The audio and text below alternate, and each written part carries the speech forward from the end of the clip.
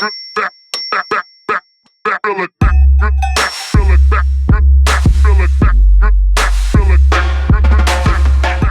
bought all these cameras and all these things to kind of do a similar thing. Not as actual podcasts, but I like to just set cameras in the backstage and then have two of these mics and just give it to someone. Okay. And then instead of like actually interviewing somebody, you get really interesting conversations without having this forced like interview style thing. So that's what I'm trying to do. Well, I like that. Are you just doing that for like, extra content on tour? Right. Okay, yeah.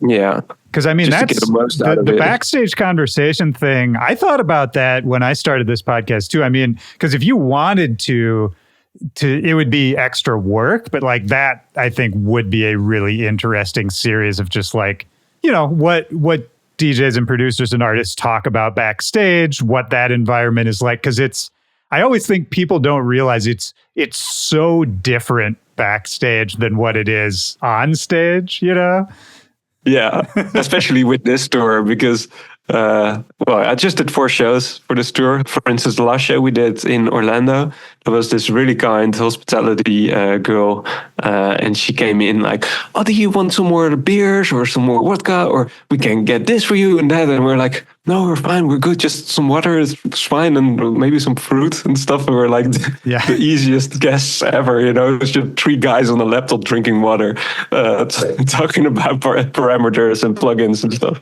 That's that's a dubstep tour for you right there. Yeah. She was also she walked in a few times. She was like, "I feel like I have to do some work, but yeah, these guys are so easy." It's like, okay, see ya.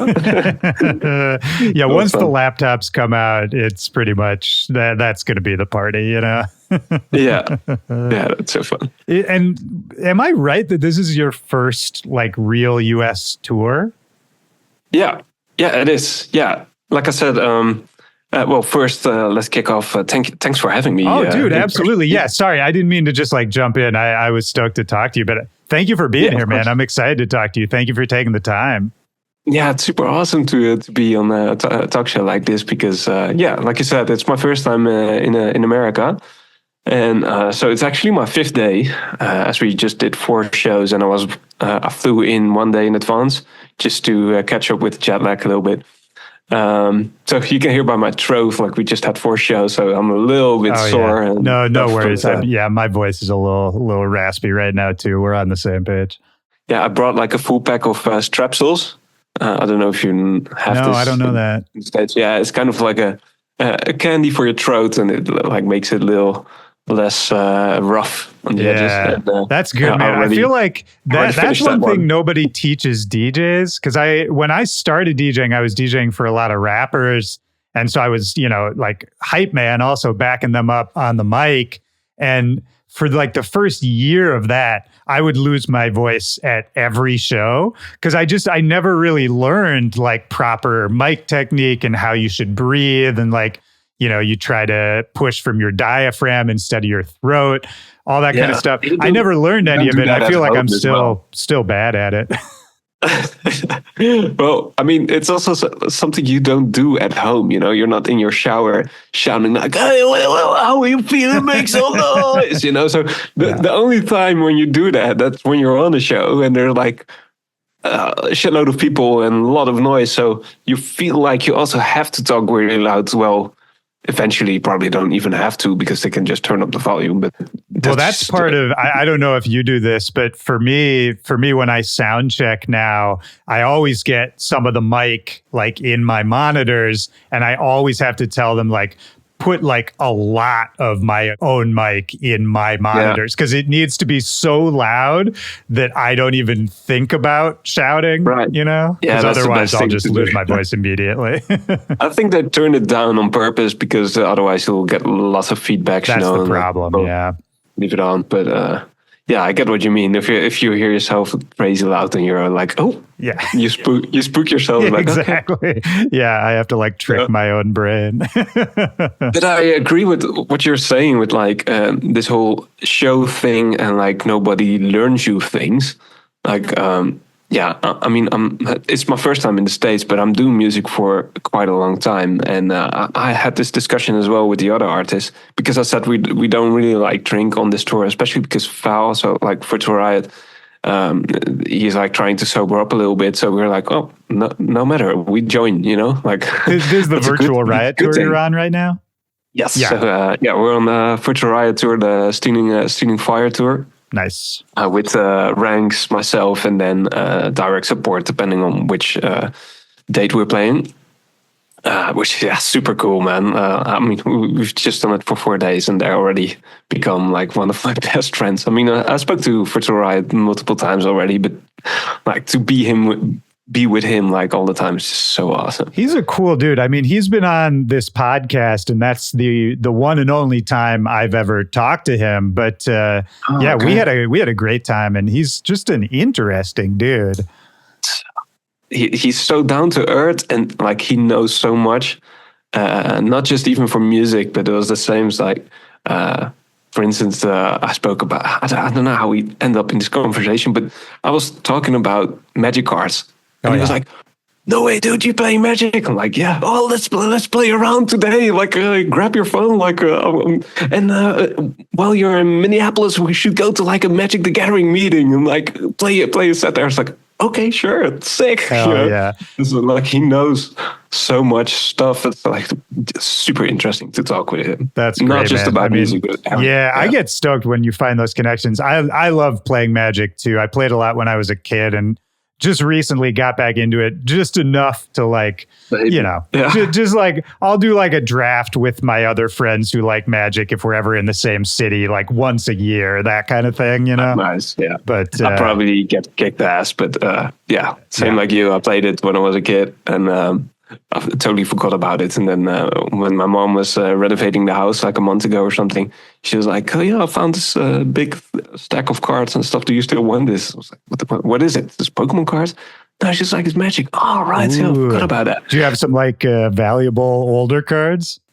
I don't think so. I mean, I have to like check every single card to make sure. But I'm not sure. Like I got 3 decks ish. So it's not even that much, but the thing was, like, when I was a kid, I couldn't speak English, so I just had the cards because they looked nice, and I didn't know how to play it. But, wait, that's actually really interesting. Did they? So you're Dutch, and like Magic cards there, were they in English? Yeah. Okay, so they didn't translate anything. No, it's the same for Pokemon cards. I think it's for everything, which is a good thing, I guess, because. Well, not in every country, because, for instance, in Germany, they overdub everything, like games, videos, and all that stuff. They're all translated to German. But for me, if you to just play a game back at that time, I think most of the games are actually translated to Dutch right now.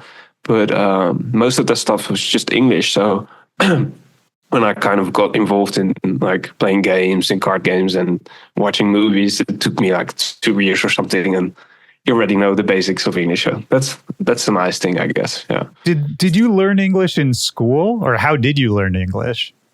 Just like I said, by just figuring it out myself, playing games, like troubleshooting as well as like, I have this issue. How do I fix this? And then go to Google, because back at that time you didn't really have like tutorials and stuff. So eventually, we did get English on school, but I always felt like school was a few years behind. They teach you something that you already learned like 5-6 years ago, but that's fine. Yeah. Interesting. I mean, was it a gradual thing? Like at what point did you feel comfortable? Because, doing what you do, and there is like a big scene in the US for bass music, obviously, and a lot of artists, and now you're on tour here, obviously, but like at a certain point, that would, I think, become a barrier to like even getting into the scene, is like knowing English to a certain extent. Of course, yeah. I think, like I said, I knew English quite early already, but the problem for me is grammatics first place. That was something I really had to get right. So that's something I would learn on school. That's a good thing. And the second thing is speaking it, I type English all the time, but it was the same when I came here to the States on the first day of tour. I tried to speak with everybody and I was just so slow. Like I had to translate everything, and Yeah. it just takes a while for you to say something, or if you want, this moment when you want to tell a joke, but you just really can't tell the joke at the right proper moment. And then it's not funny anymore, So that was the first day. Like, it just need a day to catch up a little bit, and then eventually it becomes a bit more automatic. So I think speaking is the most important thing. But English is not that hard. Yeah, that's also true. It's not like French. There's more complicated languages. Well, I mean, man, what is it's so fun that this is, your first time in America, because I must imagine you've thought about touring in America quite a bit over the years. Yeah, so let me tell the whole story a little bit please. Everybody who doesn't know, because I also just checked your podcast with Sultan. Oh, yeah. And for people who don't know, like, if you're not an American, especially Sultan, so he's definitely had a worse time than I did to get to the States. But even so, it's so hard to get to the States. And I will explain why. Because when I found out about music, so the time from like Scream and Banga, Roscoe-ish, and then a few years later you got Skrillex. And at that point I was really like, okay, this is my thing. So as everybody else was, I guess, you start to try and make this kind of music, and you try to recreate tracks from other guys, and like to get to a certain level. And then eventually you got to a level and you feel like, okay, I'm ready to perform now, right? But in Europe, there's no community. I mean, there was a community for Skrillex, just Skrillex and like maybe like Dr. P, Flux Pavilion in their highest peaks of their careers. Right. But that just lasted 2 years or something, and then it was just gone. Like, nobody ever talked about dubstep anymore. People hated it, because when you talk about dubstep back in that time, it was on commercials. It was just horrible. Nobody could produce it except for these few people, and then it just really got a bad name, and then it just disappeared. And it kind of stayed like that. And I know that a lot of Americans look at Europe and they're like, yeah, but you got Rampage, right? Like this giant show. And yes, it is. Like we got Rampage, and it's one of the best productions out there, I guess. It looks really sick, but people from all countries all over the world, they fly in just for this party to see that. And it's mixed with drum and bass. And drum and bass still is quite big because of, in the UK, it's always been big. Right. And, so because of drum and bass and then dubstep together, it will last as a scene. Yeah. It's sort of, they came together. It's almost like a parliament of genres, They've come together to rule Europe. Exactly. Yeah. But if it would just be a dubstep night, it would never sell as much tickets as it is now. Just because there's just not a lot of people who listen to it. And that's because there is no community, and because of there is no community, there are no parties. And with that, I mean, just let's say you started making music 2 years ago, and you're like, oh, I'm just going to throw a dubstep party with my friends in the pub. And you're going to do that. That's also how I did it, but that's another story we'll tell later. Yeah, we'll get into that. Yeah. But since nobody actually get in touch with dubstep, they don't really... how do you say, get persuade to do something like that? Right. Right. They hear like techno and house music, so they look at that and they're like, oh, that's cool. So let's do a house party or like a techno party. So even for the small, the medium, and the big parties, there's like nothing of that size. So for small DJs, there's no platform to perform. For medium-sized DJs, there's not really a platform to perform. And for like the top tier DJs, yes, there are platforms to perform, like festivals, like Siget Festival or like Reading and or the Rampage shows. But that's just like 10 festivals or something, and you do that all on one summer tour, and then you go back to the States to like actually play and earn your money. So for me, for instance, to exist as a producer and perform shows, like I can only play 2, maybe 3 shows a year in Europe, and I can't really grow because of that. Because let's say I'm a medium tier DJ, I guess, to step up another tier to get paid a little bit more, you need to play more shows, right? Yeah. But I can't play more shows. So I would say I'll go to the United States to play some shows over there. But for the United States, you need a visa to play. And how to get a visa? Well, you need to have multiple shows in a row, so you can show the American government that, yo, I'm actually earning money and I'm paying taxes and blah, blah, blah. Yeah. But you can't really get those shows because when you get a show offer in America, they ask you, hey, do you got a visa? And I'm like, yeah, no, I don't have one. So it's like a vicious circle that's going around and around and around. Yeah. And, okay, I want to play shows. Not to mention all these things cost money too, right? Like, Jesus Christ, I'm just for this visa for this year with like everything on top, I'm in for almost 9,000 euros already. Damn. Just to get a paper to get in the States for 3 years. It's not even like 10 years. Right. Years. It's nuts. And that's before you're buying flights. That's before hotels, any of that. Yeah. It's insane. Yeah. So, So I'm living a really cheapskate at the moment and like sharing hotels with other guys. And, it's just to earn a little bit back with this tour to survive kind of. Yep. And then once we're flat again after the tour, then I can finally do my thing. But this vicious circle is just really annoying because the last thing about this is like, if you want to do full-time music, well, you need to earn at least a little bit of money, but you can't because you can't play shows. So you have to get a regular job. So I still have a regular job, which is fine. Don't get me wrong. But because of the regular job, you also don't really have a lot of time to invest in music. Yeah. So which is another. You always feel like cycle. You're one step behind. It's this circle, and that's why I'm so super grateful to be on this tour with Virtual Riot, because with a tour offer, you have like 10, 12, 13 shows like at once. And then you can get a visa because you can show them like, we're going to do this 12, 13 shows in a row. And that was like my key to finally get to the States. So, right. Well, long story short. No, I love all of that. I mean, I have a bunch of thoughts off of that. One thought is, like, it's very impressive because you've been so consistent in your career, at least from where I'm standing. I mean, you've put out a ton of music. It's all high quality. I mean, I've been a fan of yours for a long time. I've been aware of what you've been doing for a long time. I was looking back at a bunch of tracks of yours that I have from over the years. I think going back to 2016, like 17, something like that. And so, I've always liked what you've done, but you've been doing it for a long time, and it's very impressive that you really put in the work to get to this point. I think a lot of people would have stopped earlier because, like you just explained, it's not easy. It's a tough road. It took a very long time to get here. It's so frustrating. What is it? I mean, if you know, what is it about you? How have you been able to be this consistent, to be this focused over such a long period of time without burning out or getting mad, pissed off about it or whatever it is? Because you've just been so consistent for so long. Thank you. Yeah, I think you have to be consistent at least to make it somewhere, right? To get to the store. Because if I wouldn't be consistent, then I didn't probably get this opportunity to play the store.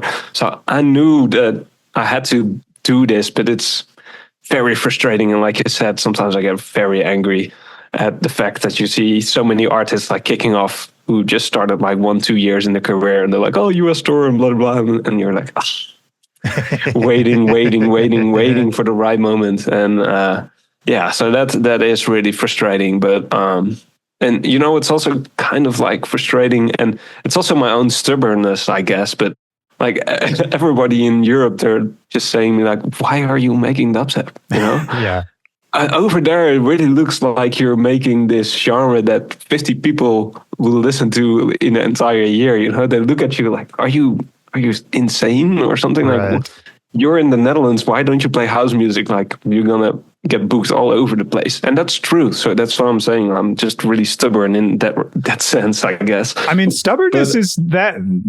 Sometimes stubbornness can, hold you back. Sometimes stubbornness can help. There's pluses and minuses to all that stuff. I mean, have you been stubborn or sort of focused on whatever your interest is since you were young? Have you always been that way?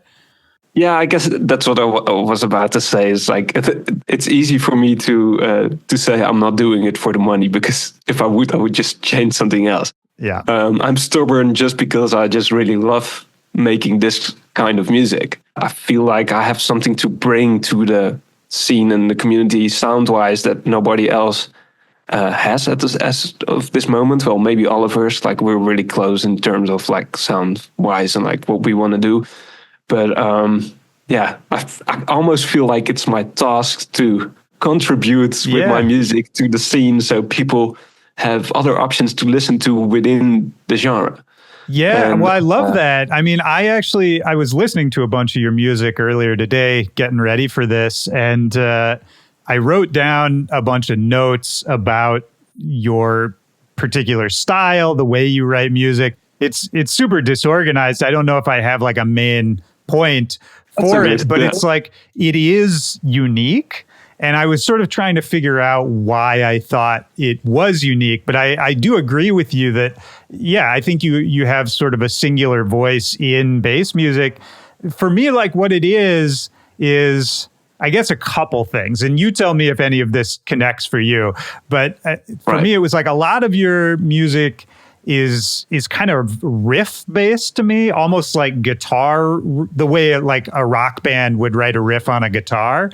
And a band writes a new song, they write a new guitar riff, right? And a guitar riff is not a new idea. Every band has a guitar riff, but there's still ways you can flip a riff. You can have an idea for a riff people haven't done, and it's still just as exciting as the first time you hear a band. You know what I mean? I think there's something about the way you write music. There's like a focused simplicity to a lot of your songwriting that I really like. I don't know if that connects with you. No, yeah, for sure. Yeah, I'm happy you say that, actually, because not for every tune, of course. Like, sometimes I just make a banger, which is fine. But, I love to make songs. Well, I just really love melodies in the first place. So riffs is probably the first thing that I start with most of the time with tracks. But I also feel like I want to make songs that, even if it's electronic music, that you can sing along to in some regard, or like play it on the guitar, like you say. So I want to, like, and that's what I'm saying in my previous points, is like a lot of dubstep these days is just like the drums with like really heavy bass sounds, and you could like sing along to the wah, wah, wah, wah, something like that, you know, and it makes sense because it's still dance music, and those kind of tracks are really nice to dance to in that regard. But I also feel like I want to make songs that you could sing along to a little bit. So it doesn't have to be like super complex, but like with vocals or with riffs. And then, because I feel like there's just not a lot of that kind of dubstep out there. For instance, I got a question for you as well. Yeah. Do you know a dubstep track which has vocals on the drop? Vocals on the drop. I mean, it's a good question. I mean, in house music and stuff, you see that all the time. Absolutely. And in house, it's a cycle. So for a long time, like in the last couple of years when tech house was big, it was sort of like the vocals would be during the build, and then they'd pull them out for these kind of like minimal or like harder drops. And now I think you're seeing it start to change in house, where it's turning into back into more of a song-based thing. You're seeing a lot more like full vocals on the drops. But no, you know what it is in dubstep that I do see a lot is it'll be like a verse vocal kind of thing in the breakdown, then the start of the drop, no vocals, and then sort of the second half, like the B section, they bring the vocals back. I feel like that I see a lot. Yeah, that's true. Yeah, no, but those are, it's not saying like it's good or bad, but that's are the things where I feel like, that's interesting, that's new. Okay, I'm gonna do that. Well, that's actually, I mean, for any producers out there listening, that's a very smart tip, is to analyze trends in whatever scene you're working in, figure out what's common and what's uncommon, and be like, hey, can I do something people aren't doing and make it cool? Right. Yeah. That's what I'm, just like you said, that's what I'm doing as well, is like analyzing songs of different genres. For instance, some of my more recent songs are like very hardstyle orientated. So like I'll listen to songs from like Headhunters, for instance, and try to like break down exactly what they're doing. So not just listen to it, but when you analyze it, you see that like the way he progresses a track or has like an extra 4 seconds right. Silence before going into another part, or like having vocals do what happens very often in hardstyle as well, is like having vocals like rate up. So it's like and then it goes back into a melody or something. And that on like a production, like a big production, that worked really, really well, instead of having everything like 8 bars, or like 16 bars. Yeah. And also in terms of sound design, for instance, like for I got a track, I got an unreleased track, so that's not really the best example. But okay, let me think.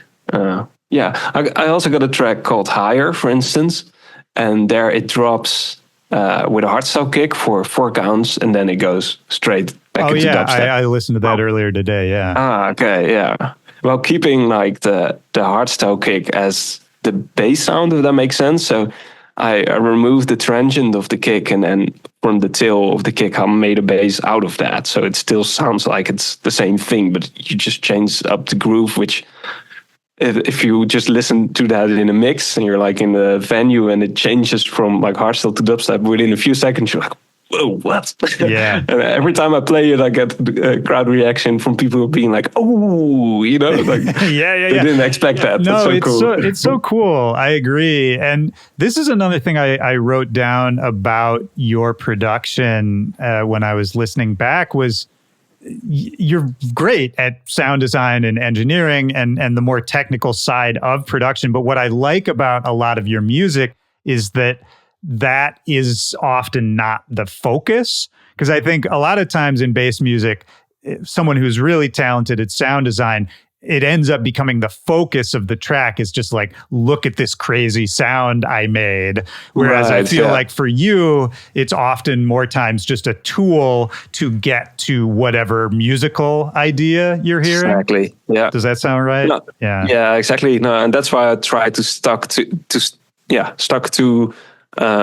a riff or to like an ID, at least like have a ID and then go and work on that, and then obviously the sound design part is just to make it sound right, actually.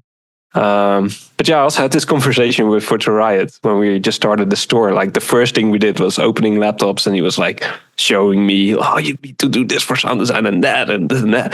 And then I was like, oh, dude, I feel so dumb when I'm next to you. Like, I mean, he's top tier, man. I mean, there's not many people like him. But even he was just like, yeah, but you're actually really good at sound design. I was like, no, dude, not as good as you are. But he told me, it's like, yes, but you turn like sound design in the sense of, like the melodic riff stuff. And he even asked me like, how did you do that? How did you do that? And I just felt like I'm going to be the student of him like all the time. And he asked me quite a lot of questions. So I was already like, oh, cool. Oh, absolutely, man. Because your music is unique. I mean, in the same way that his is unique, you know, I think it's 2 different paths to kind of the same ideal of like expressing yourself in a way that hasn't been done before, right? And you know, he's great at that too. And I think he's another one where, I mean, he's a sound design like grand wizard. He's a maniac. Yeah, he's a maniac. But that being said, you know, his music is known for like, you know, catchy melodies and like really that kind of iconic songs, I think, outside of the crazy sound design as well. So yeah, it's a good pairing, man. I mean, do you think for you, the way your sound has developed, the way you hear music, what you think sounds good to you, do you think part of that is that you developed, you know, out in the Netherlands where you weren't surrounded by as many people doing it? Yes, for sure. Yeah, I think so for sure. I know this sounds a little stupid, but I don't know if you know Boas on the Beats. Oh, Vanderbeats. Yeah. Right. Yeah, he's Dutch producer who used to work for Mr. Polska, which is like Dutch rapper. Yeah, but I think he also did a lot with Diplo and Major Lazer. Right. Yeah. And I was with him at a party one day, and well, I'm not saying there's like good or bad advice, but there's a point that he made. He was like, he told me he only listens to his own music. And I was like, oh, why? He's like, yeah, if I just listen to my own stuff and like only lay my own ideas in like voice recordings and stuff, then my my music is going to be super unique because it's not like influenced by other people, which is obviously hard because you go to parties and you listen to other music. But I feel like, for instance, for myself to put down a set, like a live set, I find it really hard to find tracks that match my music. So I'll go look for tracks, and then eventually, if I'm just looking for tracks for like 2 hours, I hear the same thing over and over again in my head. So I'm definitely getting inspired in a bad way. I mean, actually, by listening too much to other music. So I think what you're saying, because I'm from the Netherlands and I'm not constantly surrounded with guys that make the same music and being surrounded on the same parties, yeah, it definitely makes my music a little bit different, I guess, because and even it's people not constantly around. Totally. And even people, like you were saying earlier, you know, people asking you like, why are you making dubstep? Like, I feel like there's something to people sort of discounting it or being like, you know, don't worry about that. Don't pay attention to that. I feel like that in a way. I actually laugh about it sometimes. Like they make fun of it. Do you think it mentally frees you up to be more creative in a way? Like to me, I'm like, if everyone was looking at what I did and sort of judging it all the time and being like, this is good, but I don't like that part, change this thing, it then makes me think more like anxiously about my music. Whereas if I'm just like, oh, if nobody's paying attention, I can do whatever I want. There's a certain creative freedom there.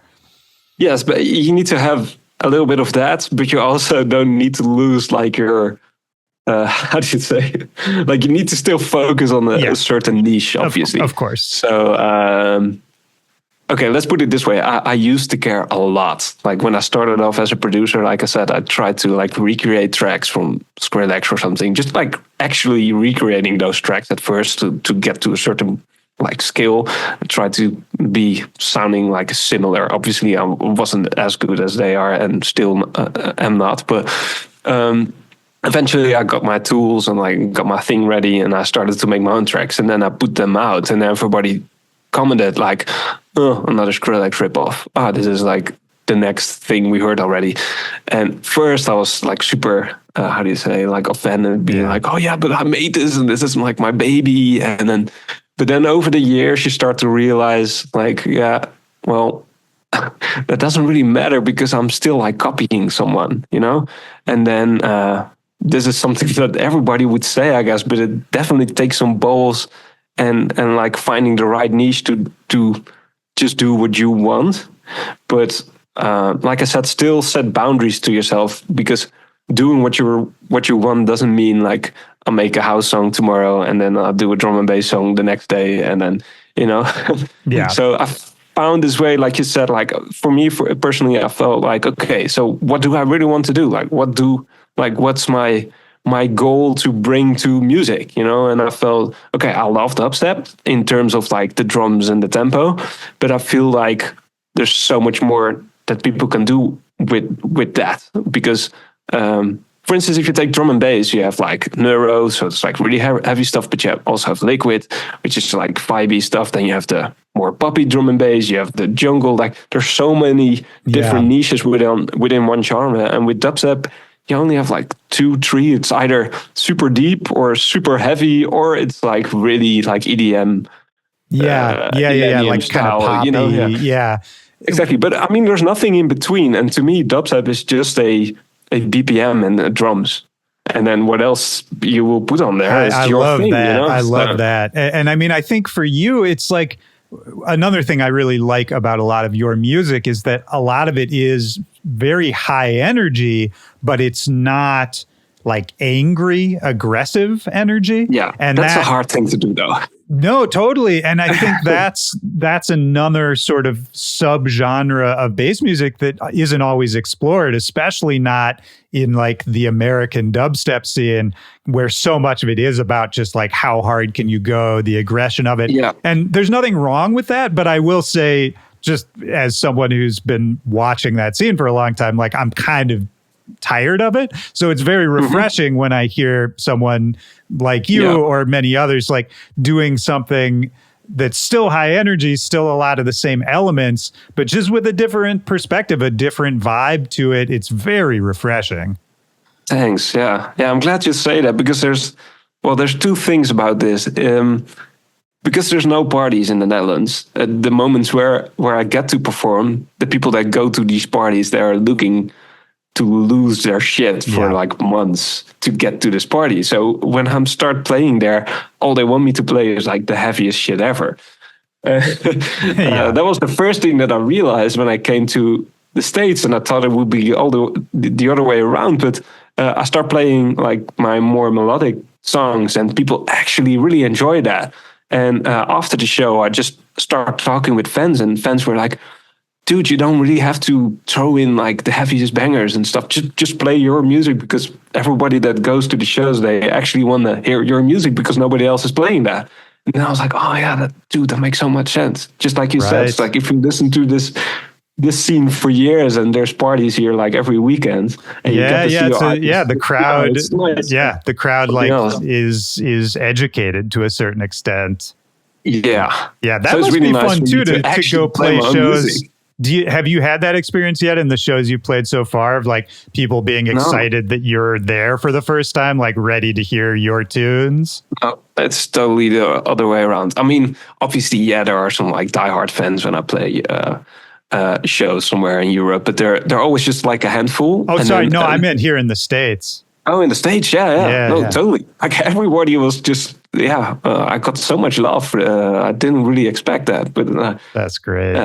Every show where I came, there were like people, everybody, the entire venue were like singing along to my own tracks with like my own vocals and stuff. That's like so cool, man. That's got to be so fun. I didn't expect that. Well, I have one more thing I want to ask about the US tour, but just before I forget, because you said earlier the thing about Boaz Vanderbeats giving you the advice that he was like, oh, I only listen to my own music. That way I can sort of stay focused.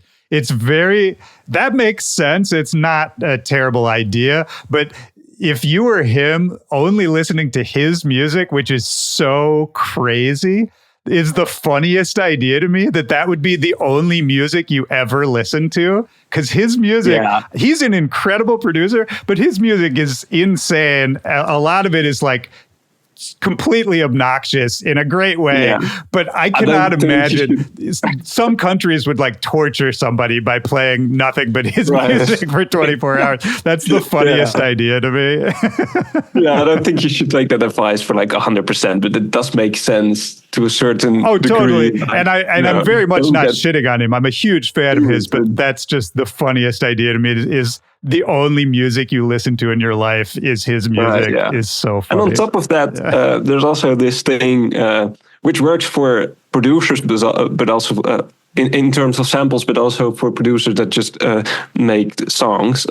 This is what Fox Stevenson told me. He's like, for instance, if you're gonna look for sounds on Splice, don't look for the genre dubstep. Look for other things, and then you'll find stuff in dubstep. And I feel that's also something you could do. Like, you don't have to listen to your own music all the time, obviously, but try to listen to different genres instead of trying to listen to dubstep over and over again, because you're going to be in the scene for a lot of years if you want to take it seriously. And like you said, it's really easy to be oversaturated with the music that's out there already. And I feel like that's also why a lot of producers get these writer blocks, because they hear the same stuff over and over again. And if you don't listen to other genres or like other ideas, obviously you run out ideas really quickly. Yeah, 100%. It's the same reason why genres get stale too, is everybody's just listening to, what's right in front of their face, and then just, you don't think outside the box anymore. It's dangerous. But wait, so this is the last thing I want to ask about you in the US, because there's a bunch of other stuff we should talk about too. But it just, you've been wanting to come here for a long time. You're finally here. You're on tour. You're in Orlando right now? Is that right? Yes. Yeah. So first of all, way to come to the U.S. Right in time for a giant hurricane. Yes, I'm actually a little bit scared. Like my girlfriend is coming tonight. Oh wow! Because we wanted to visit the Orlando park. Right. Well, she really wants to go there for years, and yeah. Well, are they going to be open? Have they shut them down? Do you know? Well, yeah, that's the thing. We don't know. Like as for now, they say like it's gonna be open, but that's good. Yeah. That's actually fine. Yeah. Because I heard the parks will be less busy with rain. Oh, there you go. Yeah, there you go. But no, a lot of people I have a good friend in Tampa, and he evacuated to Orlando a couple days ago. So, I mean, that's where people in the real dangerous areas are going. Yeah, that's also what I heard. Yeah. Yeah. I asked around a few like locals here, like my Uber driver and stuff, because there was a hurricane like a week ago, I think. Yeah, there was. Yeah, right. Yeah. And I told him, I was like, do you have any damage or something? Because I left the airport and everything just looked so nice. Like Orlando didn't get hit too hard. Yeah. I was like, is there any damage? He was like, no, it's mostly the coast, and like Orlando is a little bit more in the middle. So yeah. This storm looks insane, but I think Orlando will still be okay. But what I wanted to ask was, like, you've been thinking about coming to the U.S. for so long. You're finally here. Is there anything so far touring wise or just kind of culture wise about being in the US and playing music here? Like, is anything different from what you expected, or were there any kind of surprises? Well, it's kind of what I expected, but yeah, obviously it's very different here. The people, the rooms, the way, you know, but that makes sense. I guess that's in every country, but I feel like I can adapt really nice. And this is not to be, I don't know the right English word, but slimy. But to be honest, like from watching TV and stuff, I thought Americans would be a little bit more rude. Oh, sure. Yeah. That's the stereotype. Yeah. Yeah. But the moment I arrived at the airport, for instance, I was looking to charge my card or something for like the metro station, and I couldn't really figure out where it was. So I was like in front of the machine, and this girl came to me. It's like, "Hello, sir. How can I help you?" I was like, "Yeah, I'm looking for this and that." And she was like, "Oh, yeah, I'll help you with this." And then she actually walked me to the right platform, and I was. Wow. Oh, that's nice. In the Netherlands, they'd just be like, "Oh, you want to top up your card? Yeah, you need that machine on platform 9. Okay, bye." You know? I was like, wow, they're even more friendly here than in the Netherlands. And there's not saying that we're the most friendly guys, but the thing is, the US is so big, like the assholes are out there for sure, but there's also plenty of nice people. It's just so big. There's kind of everything here. I think this is with everything, but the assholes probably get their voice heard. First place, right? That's like they're the loudest. Yeah. And I mean, I will say, as an lifelong American, the stereotype of like sort of the loud American, I think, is very true, where we just kind of show up and expect that like things will be provided for us. That I think is true, but I haven't seen it yet. But it's not. Yeah, I don't think it's so much that it's an asshole thing. It's more just kind of like a privilege thing, a perspective thing, because we grow up in America and everybody else kind of looks to America for like a cultural cue in a way, you know what I mean? Like in the same way that like we don't translate our magic cards for you know what I mean? It's like, it's that idea just translated over a million different things, you know what I mean? Yeah. So you mean, like, to be honest, that's also kind of the stereotype feel that I got. But then when I entered here, I was like, oh, wow, everybody's just so nice. And not just the people that I meet outside, but also the people in the club, like the fans, the stage guys, that just like everybody that I spoke to so far. It's really, really nice people. Yeah, that's great. Yeah, and I mean the music scene is different too. I mean, I think there's in the music industry in general, if you meet somebody else who's in that, it's like you're already in the same fraternity. You know what I mean? And so I think there's kind of that like understood but that's super cool, because I've got the feeling, at least in Europe, is when I go to a party and there are other artists, I feel like I almost have to like prove myself, instead of being like, "Oh, hey dude, you make dubstep as well? Okay, so you're automatically my friend." In Europe, it's like, oh, here's that guy that is almost successful in that step. Well, fuck him, like I want to be successful too, so I'm gonna, yeah.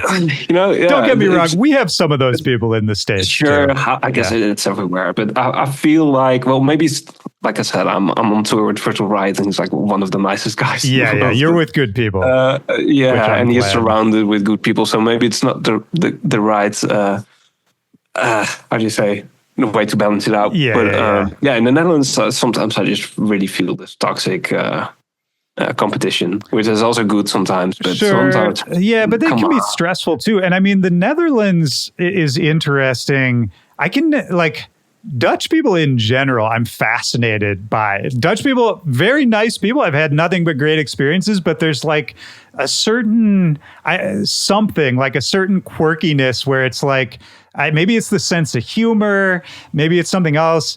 Also, a lot of Dutch people very good at electronic music.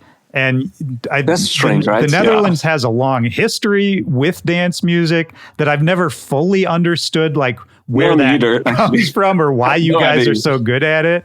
Like, I don't know what any of that is, but I wanted to ask you, like, growing up there, did you hear a lot of dance music as a kid? Was that just around? Was that a normal thing? Well, actually, like my parents, they don't like electronic music, so they didn't put it on the radio or anything. But I do remember, even as a kid, like if you would listen to the radio, like the car radio, there was always like trends and like early, I don't know how to go up with like early house stuff, just before, like I'm talking 1998 to early 2000s style, like the early Tiesto, early Armin van Buuren. That was always really big, I felt like. What about like hardstyle and gabber? Because that was big even back then too. Yeah, that's always been like its own world. Okay. So it's never on the radio, except maybe for like one mega giant hit, then it's on the radio, but it's never there. But I mean, I don't know if you saw like the DEFCON footage from this year.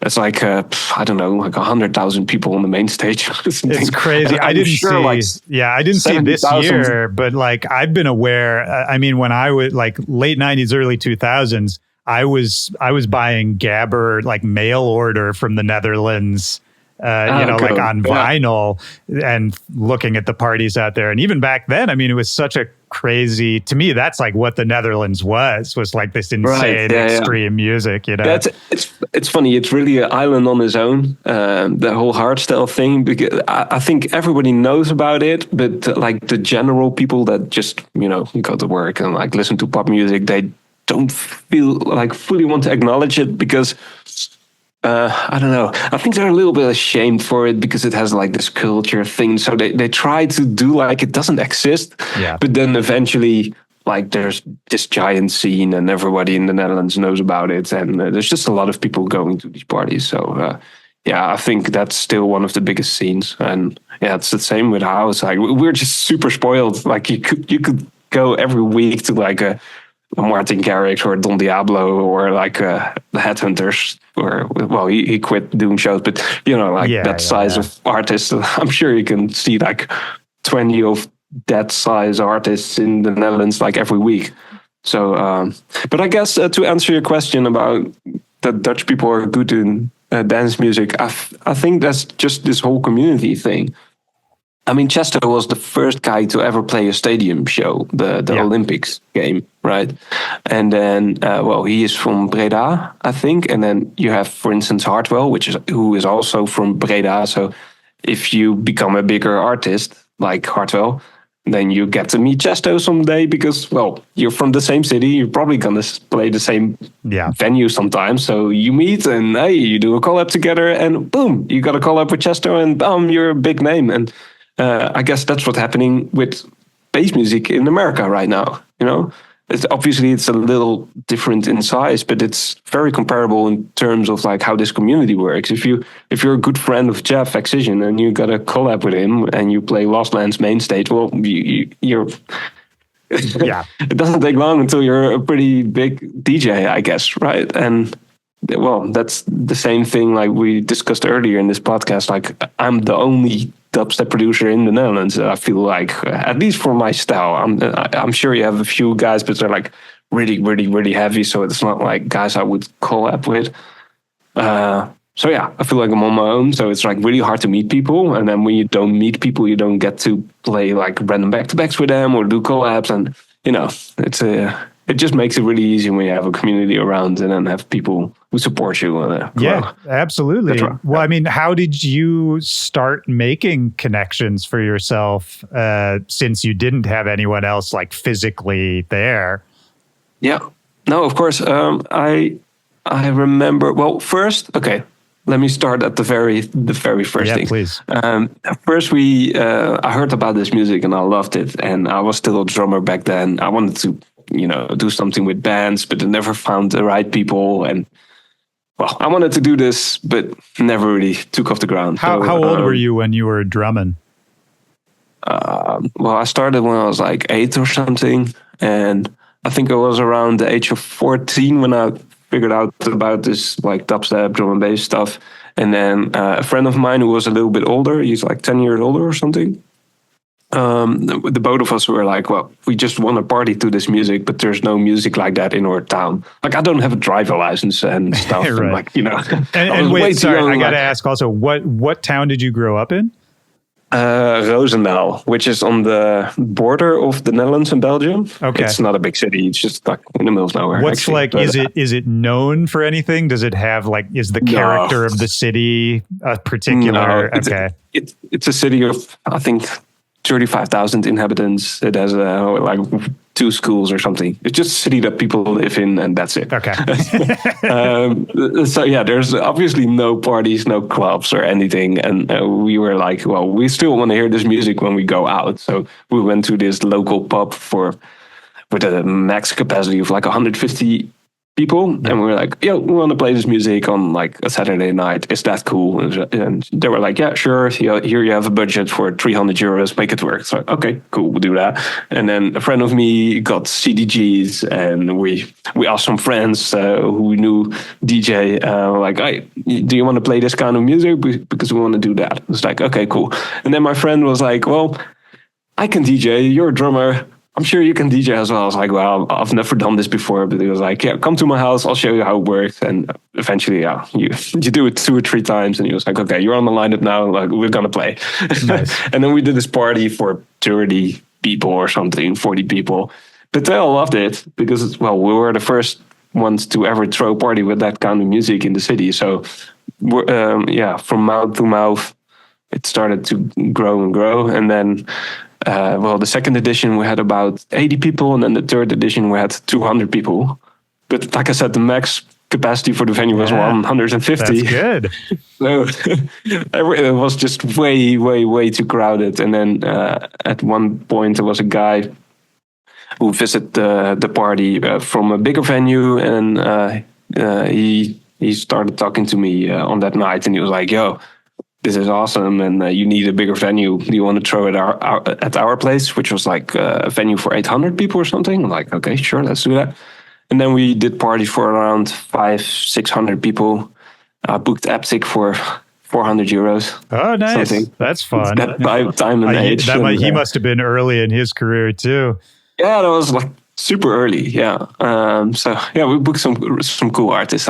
Most of them don't even exist anymore, I think. But yeah, well, Aptic is one of them. Yeah. No, that's the way that goes. I mean, people have heard me talk about this a lot already, but it's when I was in Chicago, I did the same thing. I had a monthly party there. I would book other DJs, and that was how I made a lot of early connections. It's how I met and established a lot of those early relationships, many of which I still have, whatever it is, 15 years later.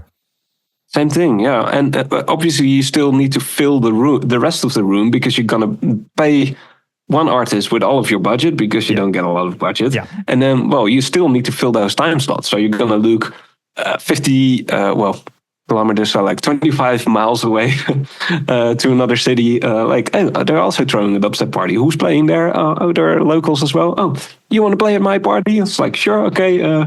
What's the fee? Well, we don't have a fee, but I will play at your party for free if you play mine. It's like, okay, let's do that. Yeah. And ever since, so that started like rapid fire, and eventually we got so many shows, and I was like, oh, I don't even have time to throw parties anymore, because that was at the time when Skrillex came on, and there were like so many parties. We even had a resident show for like a Thursday or something in Rotterdam. Like every week we get to play parties. But yeah, that lasted only 2 years, and then we started growing up. So that was, I guess, my way of like getting to know people. Then meanwhile, when I was doing these parties, I was like, okay, I also need to like actually make some music, because that's what I want to do in the first place. Not just DJ, but I want to have my music out there with a band or like a DJ. That doesn't really matter, but okay, I have to do that. So I made some songs, put them online, and then eventually I saw on 1001 Tracklist, I used to just look on that and see if people played my tracks. And then I found out that Flood Pavilion played one of my tracks. And then it was just me on Twitter sending him messages all the time, like, yo, dude, hey, thanks for playing my tracks. And he didn't reply, but I did it like 4 or 5 times or something. And then eventually he saw it, because you couldn't like direct inbox him because he wasn't following me back. So I had to like actually send him like a tweet. And then he replied to me like, oh, this is awesome, send me some more. And then I got on Circus record label. And from there, I got Never Say Die and all the other stuff. So I guess my way in was just waiting for one guy to, like a bigger guy, to play my music, reach out to him. And then from there, you get the rest of your connections and your promo. Yeah. Well, that's smart too. I mean, when you lay it out like that, it makes perfect sense, but it's something that I think not all up and coming DJs realize or understand. That's like, you kind of want to chill and lay back and just keep your head down, do your work, put out good music at the start and not bother people too much. But then if your music gets picked up and you see people are interested in it, then start bothering people, you know? Like, of course, it sounds simple, but there's so many people who just don't get it at the start, you know? And I give them a lot of grace. I was like that too, but it's like, I still find it really hard. It's like, for instance, Tiesto played my song like multiple times. He played it like 10, 12 sets like in 1 month. So he played like every set that he played, like giant stages and stuff. I tried to connect him, like send email to his management, like his Instagram, Twitter, everything. But no reply. But yeah, man. When was that? Was that early on that he played your music? That's about 3 years ago now. Okay, so not that. So somewhat recently. That's cool. Yeah. And I was playing on Tomorrowland, and that was the same day he was playing as well. So I tried to chase him down, like in the artist village. I was like waiting 2 hours because there was like before his time slot and after his time slot. So I was like, okay, if I'm there at the artist village, then maybe I'll see him. But he didn't show up. I think he just left like right away. Okay, whatever. Yeah, he's but you just have to keep on trying, and but it's hard to not be a leech, you know, like being this annoying guy. But still, let's say I didn't do this for all the artists that I've met, and I wouldn't be here. For instance, I got a cool story about Jaws. He sent me a random tweet, like in my inbox, like, yo, dude, your music is awesome. Like out of the blue. Yeah. I didn't speak to him before at all. He was just like, yo, I love your music. I saw you're from Belgium. I'm playing Tomorrowland. Do you want to meet somewhere? So I was like, hell yeah. Well, I'm not from Belgium. I'm from the Netherlands, but come, no problem. I want to meet you. Fuck yeah, Tomorrowland. No reply. Okay, fuck. So, we'll wait a week. I'll ask him again. No reply. Wait another week, ask him again. No reply. Okay, well, text his management. Yeah, no reply. Tried all of his socials. No reply. But I'm there sitting like, yo, he actually told me like he loves my music. He wants to meet me. What can I do, And then the day before Tomorrowland, he played, he used to play Perukaville, which is the Tomorrowland equivalent festival, but in Germany. Right. And my management is German, which is the same management of Virtual Riot. And I think Virtual Riot played there as well, but I'm not 100% sure. At least they told me like, yo, it's a long shot, but we can get you to, we can give you free tickets for Perukaville. So not like artist tickets or like backstage tickets, but just your way into the festival because Jaws is playing there, you can try, you'll never know. Maybe you will get to meet him. So this is where it comes in handy that I booked Eptic, for instance, earlier, like years ago, because I went to Perucaville and Eptic was playing early that night. So I was standing, like waiting 2 or 3 hours next to the stage, like the doors when people can go on and off the stage.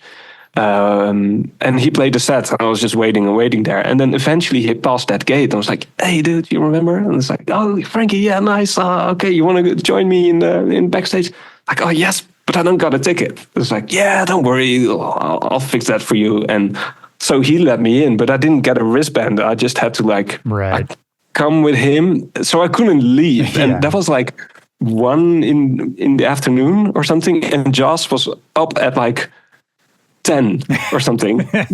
So I was like, okay, so I either go back to the festival, enjoy myself the day, or I'll just wait another 8 hours until Jaws comes into the backstage. So I did the last thing, obviously. And well, because of that, he was just so surprised. Jaws was like, "Oh, dude, you're actually here," because he did remember sending me this Twitter message, and I was like, "Oh, sorry, dude, I didn't reply, but yeah, okay, it's so nice that you're here." And then he was like, "Yo, anyways, I'm gonna play that record that I like from you.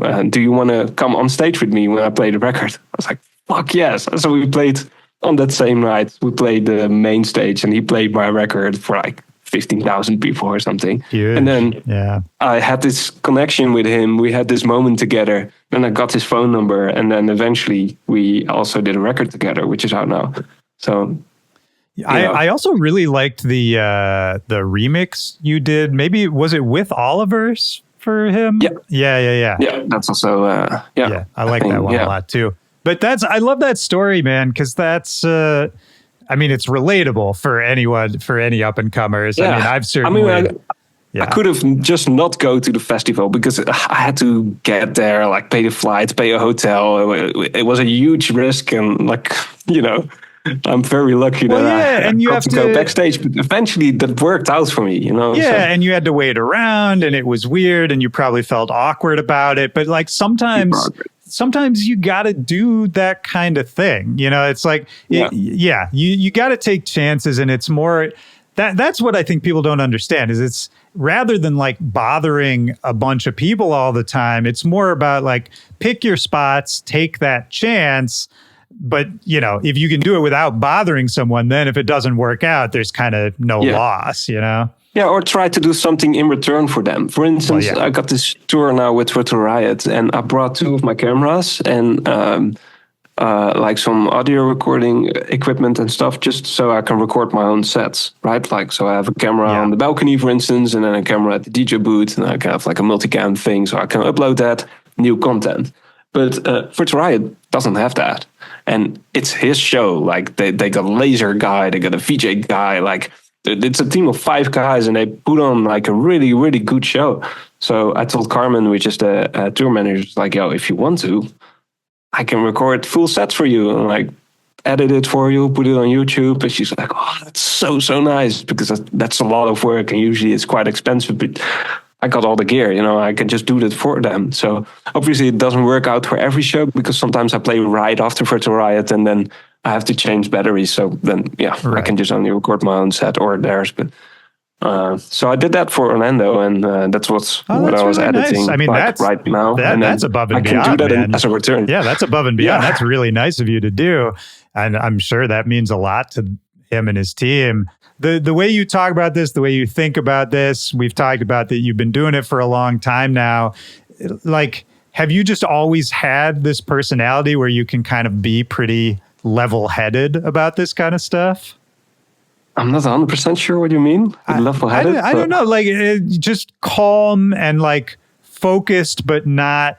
I think a lot of people, when they're trying to make it, especially over a long period of time, you can kind of like lose direction, or you can get frustrated and burn out, that kind of thing. Like it seems like you've just sort of been like focused on a goal for a very long time.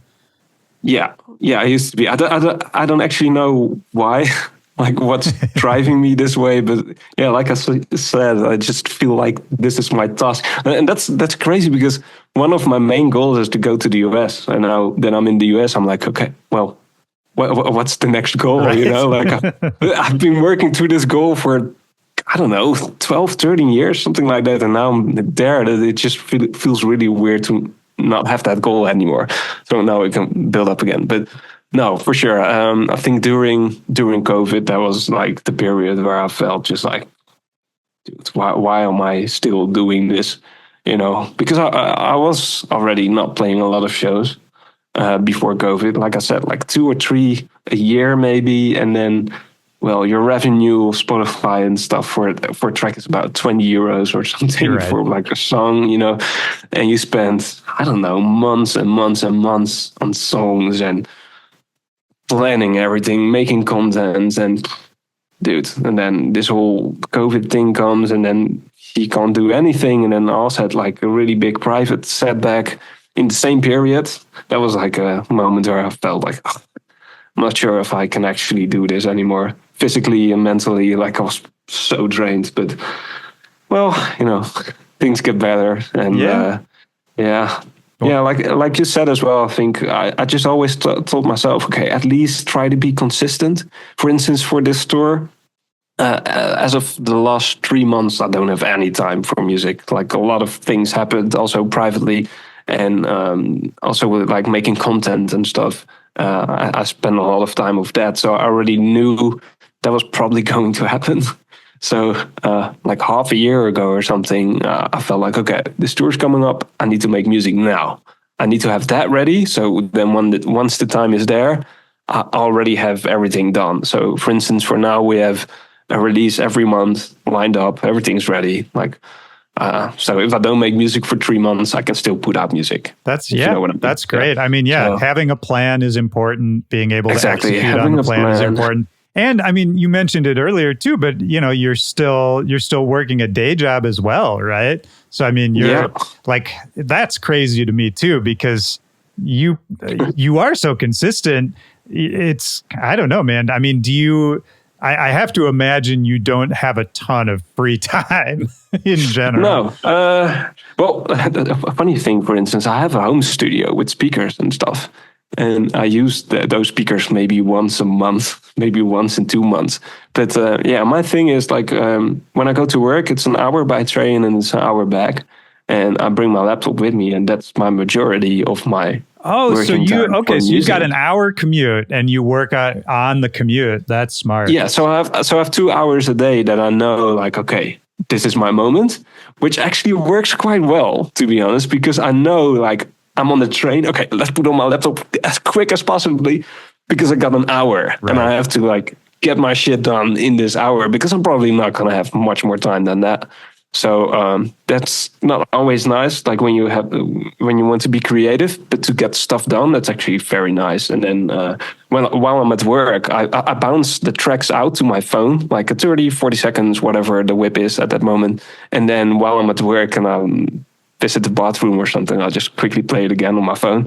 And then I listen to it. I'm like, okay, I want to change this. I want to change that. I want to change that. And I pick the notes on my phone with like timestamps. I'm like, okay, at 33 seconds, it needs an extra riser. And at 45 seconds, sub needs to go down like 2 dBs and blah, blah, blah. I write all of that stuff down because I feel that's the same when you're in the shower or when you're on the bike. Your brain works differently. And then when you're into your song, like when you have your song in your head and you're in a different area than in front of your laptop, your brain starts to work differently and for the positive, I guess. Yeah. Because that's always where I get the good ideas, and then I write them down or I sing them in. And then once I go back and I have the hour left on the train, I'll pick the notes and I'm like, boom, boom, boom, boom, boom, boom, boom, and I'll check everything. That's so, there's a lot in there that actually sounds pretty nice too, because it's this sort of defined period of time where I think setting creative boundaries, like I only have an hour, that's a good exercise for anybody. But then it's almost there's no other option for me. Yeah. Well, right. Of course you have to, but I think I have to. Yeah. You've turned it into a positive, but I think it's cool too that you can then think about it during the day. And then when you get to sit back down, on your way home to work on it, it's almost like, I mean, I'm not saying you look forward to it every time, yes, but it's I am, yeah, there you go. I mean, you've at least been thinking about it. I'm like so hyped for the moment where I'm finish my job really because nice. I know I'm gonna open up my laptop and then you don't have to stress about I need to carve out other days to work on music, that kind of thing, because it's sort of built in. I mean, that's really smart, man. Yeah. What do you do for your day job as much as you are comfortable sharing? Right. No, of course. Yeah. I just do a really simple job. I work at a supermarket on the train station. So it's like a to-go thing, but it's a little bit bigger than just a kiosk. It's like a 7-Eleven-ish thing that you can go. And then I'm just a supervisor. So I have like a team of 3 or 4 people that I work with. And then I work 10 hours a day. So I try to expand my days a little bit longer. And then I have 1 extra free day. Instead of working 5 or, So that's what I do. But it's actually quite nice because since it's a small store, I get to do like everything. Sometimes I have to do the cashier thing. Sometimes I just have to get all the products and whatever. But the best thing about it is once I'm done with my job, I'm done. You don't have to think about it. I don't have to be on standby. I don't have to think about shit. Like I have to finishing everything. So obviously it's not the dream job and I could do something better, but it gives me calmness in my head. Because if I had like a full job where it needs all my attention, then I find that quite difficult. Yeah. Well, and it's draining too. If you had a job that really drained a lot of mental energy from you, then it's harder to work on music too, This is actually more like a physical thing because I have to stand the entire day. Oh, wow. So, so it's like 10 hours of That's standing. hard too, man. Yeah. It's quite impressive sometimes. I don't want to say impressive, but once you come back to bed and you lie in bed after a job like that, then you feel your legs and you'll be like, oh, dude, that was the day. Oh, yeah, absolutely. Your feet too. I mean, my feet are kind of fucked up, but it's like, if I play, especially when I was coming up as a DJ and I'd do like longer sets, where you'd play like the whole night or whatever. Ooh. 4 or 5 hour You'll sets. Feel that. You feel it, man. Standing for 10 hours. I mean, I don't know if I've ever done that at a job, but that would be that would mess me up. In other words, I think that's also quite nice because I did think of like doing an IT job or something, but then I'm on an office on a chair the entire day, and then I'm in the train sitting down. Then when I'm getting home, I'm on my desk working on music, sitting down. Then my free time when I want to play a game or something, sitting down. So it's actually quite nice to have a job which is like physical challenge, if that makes sense. No, of course, absolutely. That makes total sense, man. Yeah, that's. I think otherwise I'll be on a computer all the time. Yeah. Right, exactly. Yeah, no, that makes total sense, man. I think you've sort of figured out a really good system for yourself.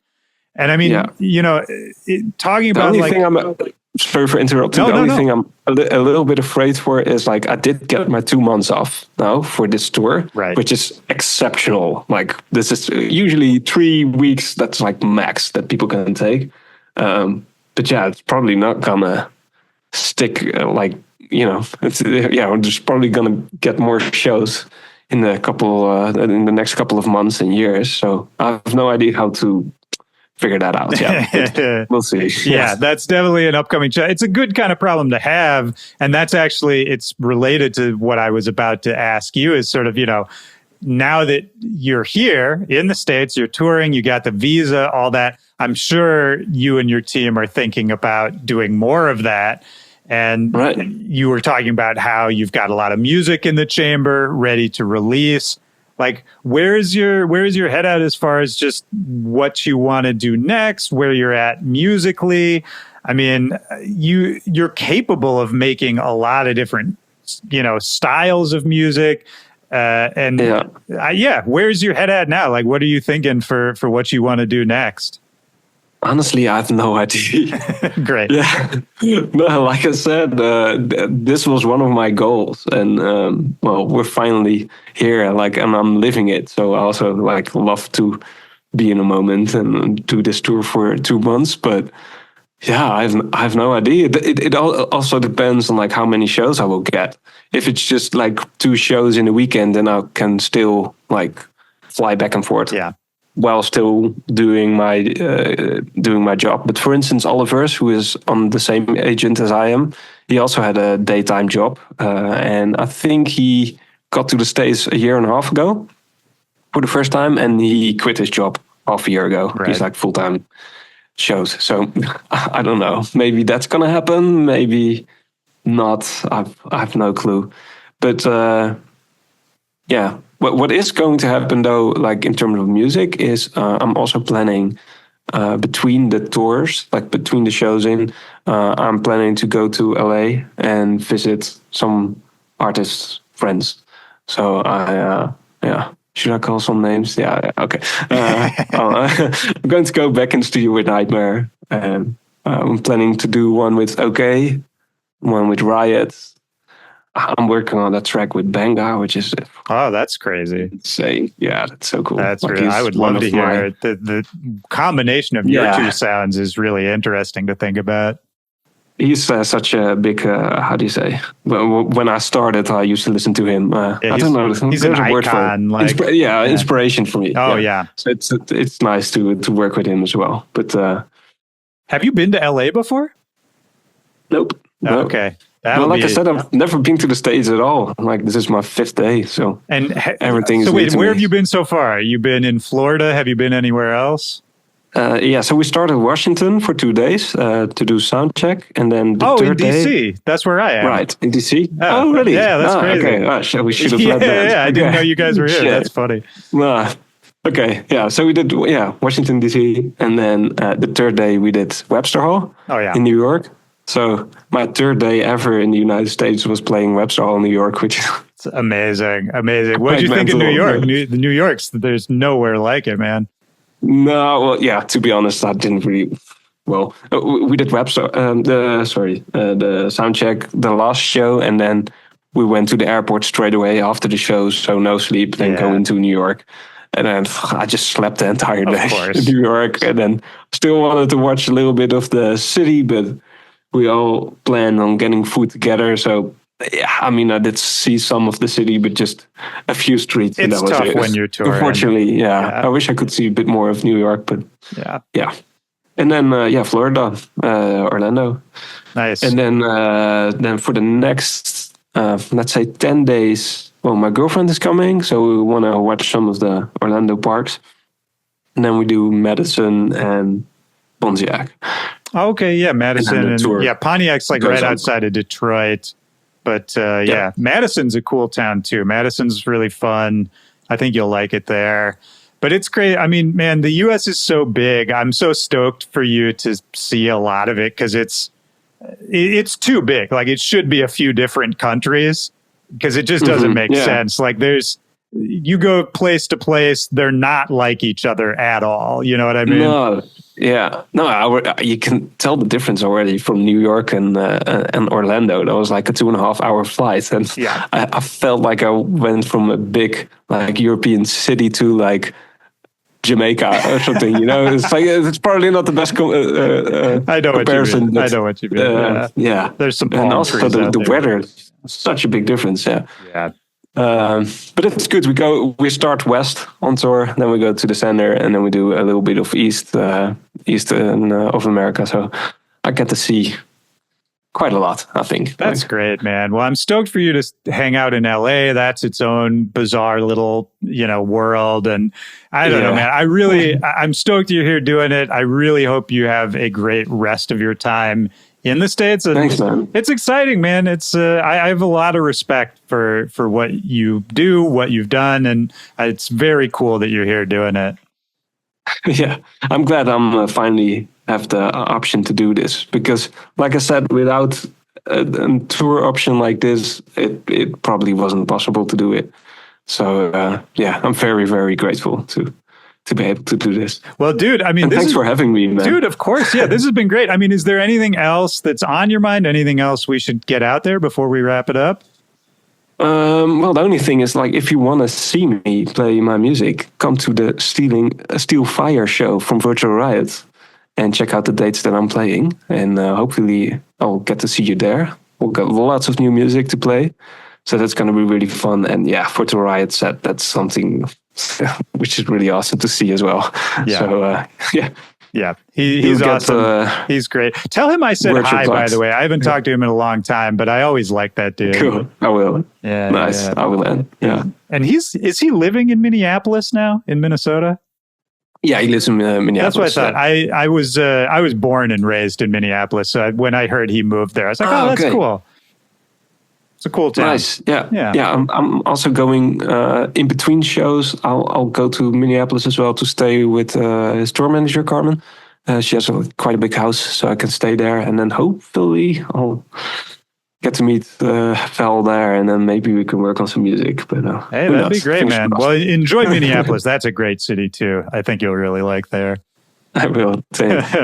Cool, man. Well, have a great rest of your time in Orlando once your girl gets there. I hope the parks are open and empty for you to run around in. And, right, yeah. I hope the weather lets us explore the city a little bit. Absolutely. But dude, this was so much fun. Thank you for taking the time to do it. Thank you for having me, man. That was awesome. Yeah. And thanks for your time as well. 100%, dude. All right, man. I'll let you get out of here. But yeah, enjoy the rest of your time in the States, dude. Have a great tour. Thanks, man. Hopefully I'll see you in Washington one day. Yeah, 100%, man. Yeah. This definitely won't be the last time we talk. Sweet. All right, man. All right. Great talking See you later, to you, man. Thanks for watching. Take care, man. Bye. Peace.